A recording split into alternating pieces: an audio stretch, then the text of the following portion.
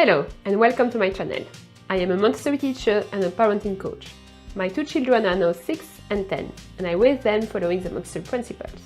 I also worked as a child psychologist before moving to the UK. In this video I will talk about how to settle your child in daycare or nursery. As a Montessori teacher, I have helped parents to settle their children in a new nursery. For the parents I work with, it's one of the main questions and worries. How am I going to settle in my child in a nursery? Going to a nursery might be the first separation from your child. So how does a child handle separation? At birth, your baby doesn't realize that he is a separate person. As you respond to all his needs and he is not able to move away from you yet, he feels that you are one and unique person altogether. When he starts to crawl and move away from you on his own will, he realizes that you don't always follow. What if he gets in a complicated situation like getting stuck under the table? If you are at the other end of the room, your child will realize that you don't respond straight away to his needs. Step by step, he will realize that you are a different person. This causes a great anxiety. This is what is called the separation anxiety or anxiety of the 8th month. Of course, it could happen before 8 months or after, roughly when your baby starts to move actively. At that point, your child understands that you're going somewhere when you are not with him, especially if you are a few steps away, for example, when you answer at the door or when you are in the shower. When you are out of her sight, your child doesn't know where you are and if you will come back. So let your child follow you everywhere, as it will help her to feel secure everywhere in the house with you. She will then know that when you go to the toilet, for example, you will come back at some point. At an early stage, she doesn't know when. Around 16 months old, your child might start to acquire the concept of time. Now, when you go somewhere, she will know that you didn't disappear. Now she knows that you will eventually come back. Don't underestimate the stress caused by separation. Studies have shown that when a child is suffering because of the absence of a parent, the same parts of the brain are activated as when she is feeling physical pain. As I said earlier, separation anxiety starts around 8 months and can last until your child is 5 years old. Some grown-up children might still feel anxious to leave their parents. It's a normal behavior that has helped humans to survive until today. So, what about childcare? What if you have to send your child to daycare? Some studies have shown that the level of cortisol, the hormone of stress, was very high in children under 5 in nurseries. Those studies have shown that even children who appear to be fine have high level of cortisol while in daycare, even if they don't cry and play. Therefore, as parents, we have to think about our children when we choose a childcare option.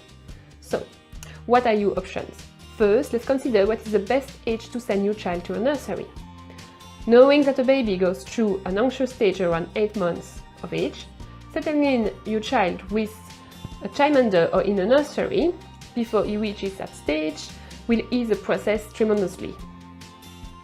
If a baby starts nursery earlier, his key workers will become part of his family. When it might not be an option, to the very least, when you have chosen your childcare setting, you could ask to visit and settle in advance of that separation anxiety stage. If you don't need to send your child to a daycare, consider sending him after the end of the separation anxiety period, at around 18 months of age. Your child needs a warm one-to-one attention, so meet the nanny, childminder or key worker, and make sure she is able to comfort your child. Not only when he's upset, but also when your child plays. When your child is in the nursery, your child will need his caregiver to be his safe base from where to explore, and a minder who is happy to be with him. The nanny childminder option is probably the best option after a relative, but not the cheapest or the easiest. If you need to choose a nursery, ask about the turnover of the staff. Ask the staff members directly for how long they've been working there. Ask about the key worker role. Observe the staff interacting with your child for at least 30 minutes. Step back and observe in the background. Visit the nursery a few times and at different moments. A child under 3 years old doesn't need an educational environment or plenty of stimulating activities. What he needs, if you need him to be in a nursery, is a second home, a second family, a warm carer who will be genuinely happy to look after him. And yes, nurseries and governments promote a need for social interactions. Your child may love to meet new people, but the social stage really starts between 2 to 3 years old, and at first, children will play along each other without real interaction. After that, some friendships may develop. Of course, your child is social with you and with the siblings, but it's not the same as a bunch of 20 kids in the nursery when you're not around. Now, here's how to help your child to settle in the nursery. Parents, mom and dad are a safe base for their child. You probably have observed that when you are in a new environment, your child will start to explore, then come back to you. Your child might also observe the environment from the safety of your laps. It's the same in the nursery. Your child has to discover that new place with you. She has to feel safe while you are there. Therefore, the settling period shouldn't be rushed. You should be able to take as long as you and your child need to feel comfortable in the nursery. When you are with her in the room, let her explore and interact with the staff. Try to be in the background and don't rush your child. She might stay on your lap the first time. She might play at your feet the second time. Step by step, she will eventually explore the room. Remember that your child has no concept of time. A traditional settling period, like leaving her for 1 hour, then 2, then half a day, then 1 full day, has no meaning for her.